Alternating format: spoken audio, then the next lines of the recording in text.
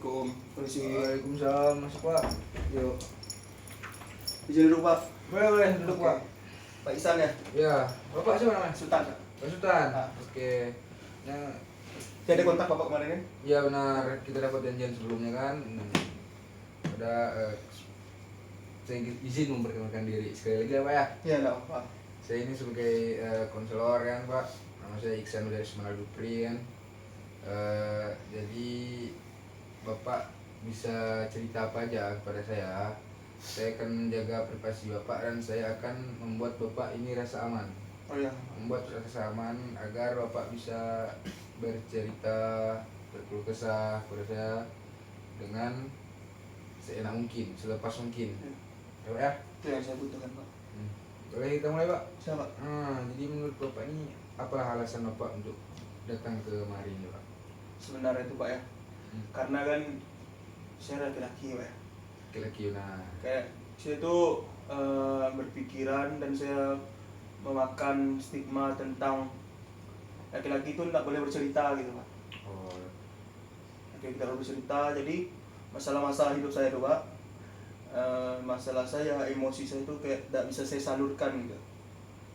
Terlebih untuk cerita-cerita saya sih, Pak. Saya mau cerita ke orang tuh payah gitu. Jadi kesini sih. oke. Saya mengerti karena tidak sedikit orang bercerita kepada saya itu seperti itu. Iya benar. Jadi saya paham kan.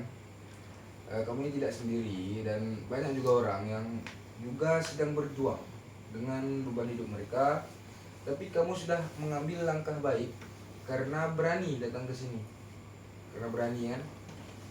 Jadi coba diceritakan lebih lanjut lagi apa yang membuat kamu ini seperti ini, membuat bapaknya seperti ini apa? Maksudnya, Pak? Yang membuat laki-laki tidak bercerita atau apa? Karena kan kalau kita misalnya berpikir lebih lanjut ya, Pak ya. Kalau untuk hal tersebut itu kayak kita mikir ada benarnya juga kan. Untuk laki-laki tidak bercerita, lebih ke tidak ingin memberatkan orang lain gitu, bahkan untuk orang lain tersayang kan. Kita tuh tidak mau menyusahkan, tidak mau mereka ikut berpikir apa masalah kita. Jadi itu yang saya pegang gitu. Tapi minusnya rupanya berat di saya gitu. Benar Pak. Berat di saya kan.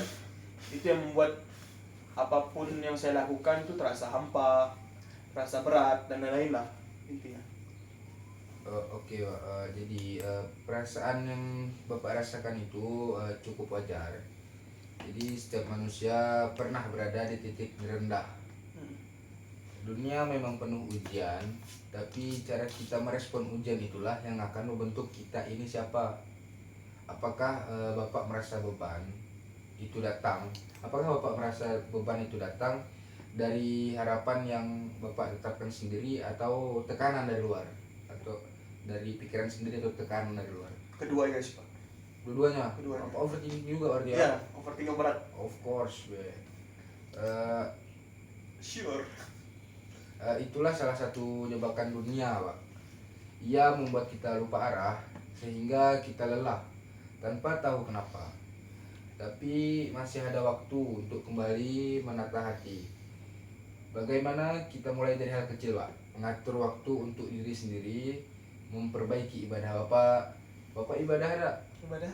Alhamdulillah. 5 waktu. 5 waktu alhamdulillah. Puasa. Alhamdulillah. Dan lebih jujur kepada kebutuhan jiwa, Pak, bukan hanya keinginan dunia. Ya, betul. Dan satu lagi, Pak, Tuhan itu tidak pernah lelah, Pak. Justru saat Bapak merasa lelah, itulah saat Tuhan paling dekat. Dia tidak menilai hasil Bapak, tapi usaha. Jangan bandingkan diri Bapak dengan orang lain. Fokuslah pada perbaikan harian, sekecil apapun itu. Itu adalah kemenangan bagi Bapak.